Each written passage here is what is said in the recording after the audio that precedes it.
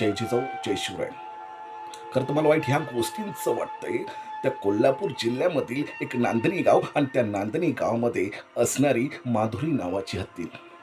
खरं तर लहान्यांपासून मोठ्यांपर्यंत अनेक लोकांनी तिच्यावरती प्रेम केलं, घरच्यासारखं प्रेम केलं, एक भावनिक साथ दिली आणि आयुष्यभर सोबतीनं आपल्यावर असताना गावामध्ये रूढी, परंपरा, संस्कृती असं जपत असताना खरं तर मुक्या प्राण्याला सुद्धा भावना असतात, हे दिसून आलंय.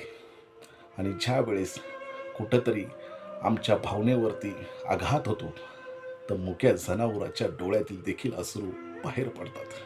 मुक्या जनावर आपल्याला सोडून जाताना, आमची लेक सोडून जाताना, एक हत्तीन सोडून जाताना, एक संस्कृती आमची कुठंतरी हद्दपार होती, याचं वाईट वाटतं.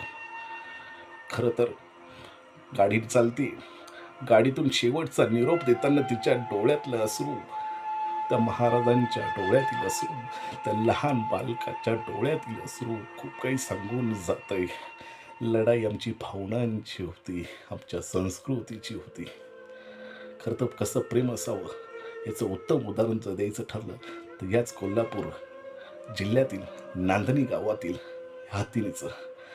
खरं तर हा मुका प्राणी म्हणजे आमची लेक, आमचा परिवार, आमचं कुटुंब आणि आमचं कुटुंबातलं कोणी सोडून जातं ना, तर वाईट मला वाटणारच हो. मग मी भावनेची एक साथ घालतोय.